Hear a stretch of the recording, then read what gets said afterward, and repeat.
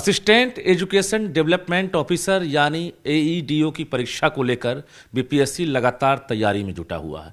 किस प्रकार की तैयारी चल रही है और कितने आवेदन जमा हुए हैं, सीधी बातचीत करेंगे। हमारे साथ बीपीएससी के कंट्रोलर राजेश कुमार सिंह हैं।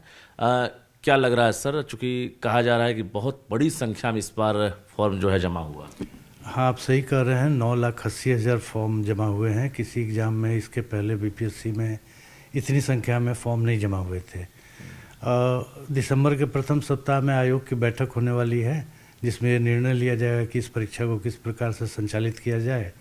और हम लोगों ने कैलेंडर में दे रखा है कि जनवरी में इसकी परीक्षा लेंगे और जनवरी में हम लोग ले लेंगे। मतलब अब तक क्या रिकॉर्ड रहा है अधिकतम फॉर्म का, और इस बार एईडीओ ने किस प्रकार से रिकॉर्ड तोड़ा? टीआरई में लगभग 6 लाख आवेदन रहे हैं। सीसी कंबाइंड एग्ज़ाम में हमेशा 4,70,000 80,000 रहते हैं। टीआरई में 6 लाख तक आवेदन गए हैं, मगर एईडीओ में 9,80,000 तो नया रिकॉर्ड है हमारे लिए। कितनी सीटें हैं सर? 935 सीटें हैं एईडीओ पद के लिए।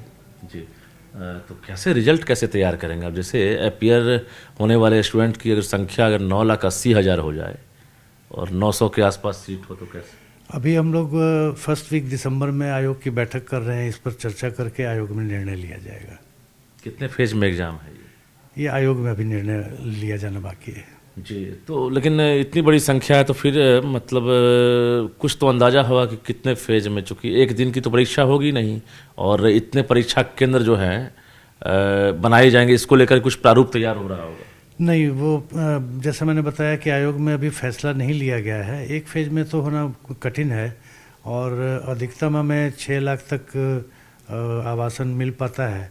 उसमें भी कभी कभी प्रखंड लेवल तक चला जाता है, इसलिए और वहाँ पर फिर एग्ज़ाम की सैंक्टिटी अच्छी नहीं रह जाती है। तो हम लोग प्रयास करेंगे इसको 2 या 3 फेज में, अगर आयोग इजाज़त देगा तो एग्ज़ाम लेंगे। पूरे बिहार में सेंटर रखेंगे या फिर पटना सेंटर रहेगा? नहीं, पूरे बिहार में रहेगा। पूरे बिहार में पूरे बिहार में रहेगा। जी जी। इसमें भी दिव्यांग या महिलाओं के लिए कुछ व्यवस्था रहेगी कि होम सेंटर या कुछ ऐसा? वो तो आयोग की पॉलिसी है। दिव्यांग को मतलब पटना में हम लोग देते हैं या होम सेंटर देते हैं, और महिलाओं को उनके गृह जिले के आसपास का सेंटर देते हैं। बाकी का रैंडमाइज करके होता है। एग्ज़ाम कब बता रहे हैं कि आप ले सकते हैं? जनवरी में लेंगे। अभी उसकी परीक्षा तिथि निर्धारण समिति की बैठक भी फर्स्ट वीक दिसंबर में होगी और एग्जैक्ट डेट निर्धारित की जो जाएगी। तैयारी कर रहे हैं उनसे क्या कहेंगे, चूँकि क्वेश्चन का लेवल जो है, जो फॉर्म आप बता रहे हैं 9,80,000 अगर आवेदन आए हैं तो क्वेश्चन का लेवल क्या हो सकता है? क्योंकि कंपटीशन तो काफ़ी टफ हो जाएगा। इसमें सिर्फ बिहार के ही स्टूडेंट्स हैं ना? हाँ, बिहार के स्टूडेंट हैं, कुछ नहीं बाहर के भी लोग अप्लाई किए। इसमें एक चीज़ मैं कहना चाहूँगा जो कई लोगों को कन्फ्यूज़न होता है। इसमें 100 नंबर का हिंदी और अंग्रेजी, मतलब हिंदी 70 नंबर का है जिसमें 21 नंबर लाना अनिवार्य है, और 30 नंबर की अंग्रेजी जिसमें 9 नंबर लाना अनिवार्य है। कई लोगों को ये कन्फ्यूज़न है कि उसमें निगेटिव मार्किंग है कि नहीं।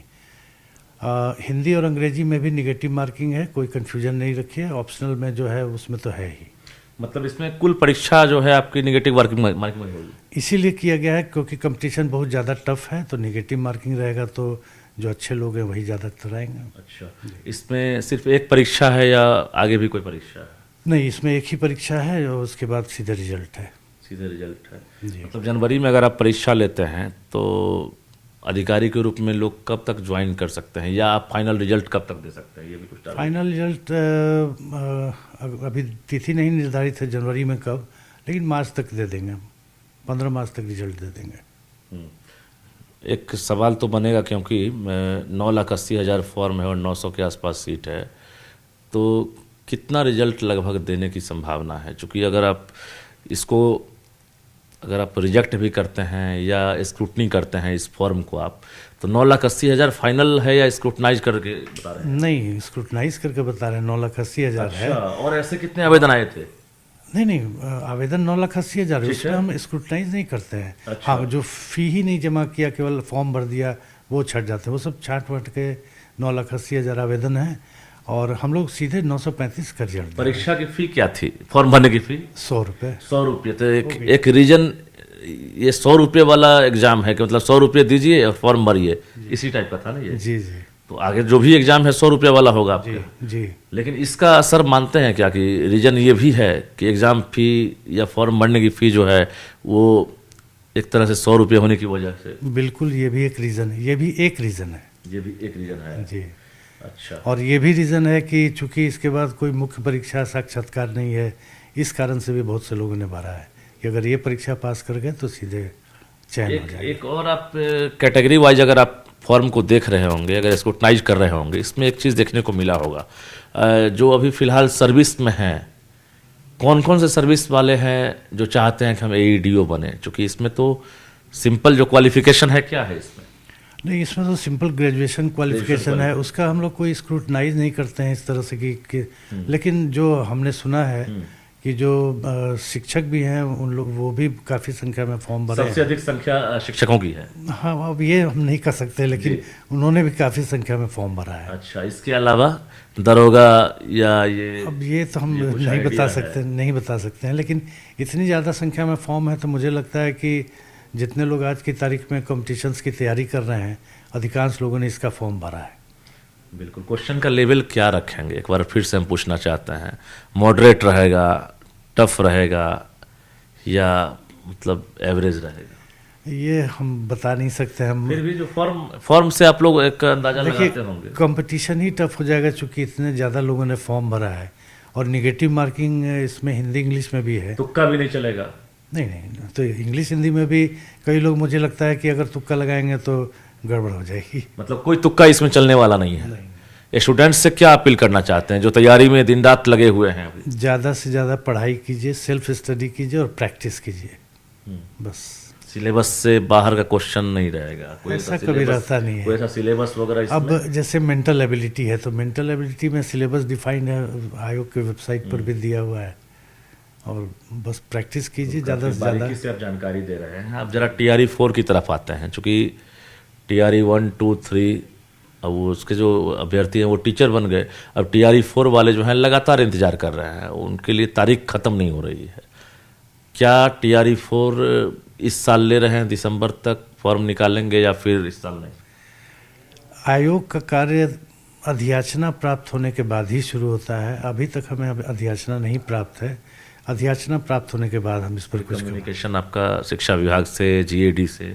नहीं, अभी तक तो हमें कोई कम्युनिकेशन नहीं मिला है। एक्चुअली सीधे अधियाचना प्राप्त होती है, फिर आयोग उस पर बहुत तरह की प्रक्रियाएं होती हैं, विज्ञापन तैयार। फिलहाल मतलब ये काम सरकार का है, आप नहीं चाहते हैं कि मतलब इधर से हम कम्युनिकेशन करें, लेटर लिखें? नहीं, हम अपने से कभी कोई लेटर नहीं लिखते हैं। विभाग रिक्वेशन देता है, अधियाचना देता है कि हमें ये एग्ज़ाम लेना है, ये सेवा शर्त होगी, या एग्जामिनेशन का ये सिलेबस होगा, शर्त होगी। उसमें कोई कन्फ्यूजन होता है तो फिर हम लोग विज्ञापन बना के और क्वेरी करके विभाग से क्लेरिफाई कर लेते हैं। जब विभाग का विज्ञापन पर अनुमोदन हो जाता है तब हम आगे की प्रक्रिया। एक सवाल तो बनता है, अगर मान लिए कि अब नवंबर ख़त्म हो रहा है, दिसंबर महीने में 15 तारीख तक अगर आपको अधियाचना मिल जाती है, तब एग्ज़ाम कब तक ले सकते हैं, या विज्ञापन कब निकाल सकता है? देखिए, अनुमोदन, विज्ञापन का अनुमोदन विभाग से होने के बाद हमारा SOP है 75 दिन या 2.5 महीने में ही हम एग्ज़ाम ले पाते हैं, और इसको बहुत शॉर्ट लिस्ट करेंगे तो 2 महीने तो लगेंगे ही लगेंगे। 2 महीने लग जाएंगे? हाँ, मतलब कुछ भी करेंगे तो फरवरी से पहले चांस नहीं है? 1 महीना तो हम फॉर्म भरने के लिए भी देंगे ना, और उसके बाद आवासन प्रश्न पत्र तैयार होना, ये वो बहुत तरह की चीज़ें होती हैं, तो 2 से 2.5 महीने। हम अनुमान की ही बात कर रहे हैं, चूँकि आपके पास अभी फिलहाल अधियाचना ही नहीं है, लेकिन जो हम प्रोसेस है, जो प्रोसीजर है, उस पर हम बातचीत कर रहे हैं। अगर मान लिए कि दिसंबर में आपके पास विज्ञापन के लिए अधियाचना नहीं पहुँचती है, तो आप फिलहाल एग्ज़ाम को लेकर कोई तारीख तय करेंगे कि हम कैलेंडर आपका, चूँकि दिसंबर ये कैलेंडर है ना, कैलेंडर कब है आपका? देखिए, TRE 4 का कैलेंडर हमारा अभी नहीं है, क्योंकि जोड़ा था ना आपने? नहीं, TRE 4 नहीं जोड़ा, कभी नहीं जोड़ा। हमने 23 अक्टूबर को कैलेंडर प्रकाशित किया, फिर अगला 3 महीने बाद 23 जनवरी को करूँगा। जब तक हमें अधियाचना प्राप्त नहीं होती, उसके बारे में कैलेंडर में लिखना या कोई कमेंट करना अभी संभव नहीं है। मतलब अभी कैलेंडर में भी जोड़ना भी नहीं है आपको, जब तक प्राप्त नहीं? ये देखिए, फरवरी में शेड्यूल खाली है, जनवरी में खाली है। अगर मान लीजिए अचानक अधियाचना मिल जाए, विज्ञापन निकाल कर आप एग्जाम ले लें, कोई उसके लिए शेड्यूल भी तो देखते होंगे आप लोग? हाँ बिल्कुल, एक हम ही एग्ज़ाम लेने वाली एजेंसी नहीं है। एक्चुअली हमें डेट निर्धारित करने में वही कठिनाई होती है कि बहुत सारी एजेंसी अपना डेट दे देते हैं। जैसे फरवरी में बिहार स्कूल एग्जामिनेशन बोर्ड की इंटर और मैट्रिक की परीक्षा है, 2 फरवरी से लेके 27-28 फरवरी तक। वो तो आपको मतलब परीक्षक का टेंशन होगा, विक्षक का। हाँ, तो मतलब विक्षक और कोई सेंटर भी नहीं मिल पाएगा। सिक्योरिटी, बिल्कुल। सिक्योरिटी का भी। तो फरवरी माह में हम कोई एग्जाम नहीं ले सकते हैं, जब भी लेंगे जनवरी में लेंगे या फिर मार्च में लेंगे, अच्छा, या उसके आगे। अच्छा, तो जनवरी में अब चांस आपको दिख रहा है, अगर मिल जाए विज्ञापन? नहीं, इतनी जल्दी तो उम्मीद नहीं है। नहीं। चलिए, बहुत बहुत धन्यवाद। तो हर सवाल का जवाब इन्होंने बारीकी से दिया है और परीक्षा नियंत्रक राजेश कुमार सिंह हमारे साथ थे, जिन्होंने साफ कहा है कि एईडीओ के जो परीक्षार्थी हैं उन्होंने अब तक की परीक्षा का रिकॉर्ड तोड़ दिया है। कारण जो भी हो, लेकिन नीतीश सरकार ने 100 रुपये फॉर्म की अधिकतम राशि का जो एक तरह से तय कर दिया था कि अब कोई भी फॉर्म भरेंगे तो 100 रुपये कीमत देनी पड़ेगी, और जिसकी वजह से कहा जाए अगर एक कारण ये भी है कि 9,80,000 आवेदन एईडीओ के लिए जमा हो गए हैं। अब एक तरह से आयोग भी असमंजस में है कि हम कितने परीक्षा केंद्र बनाएं और कितने दिन में हम एग्जाम लें। ये तमाम चीज़ों पर निर्णय होना बाकी है। जल्द ही बैठक होगी और बैठक के बाद फैसला होगा। हालांकि TRE 4 को लेकर ये भी इंतजार में है अभ्यर्थियों की तरह कि अधियाचना जब मिलेगी तब हम विज्ञापन की तैयारी करेंगे। कैमरामैन राहुल के साथ रजनीश कुमार, न्यूज़ 18।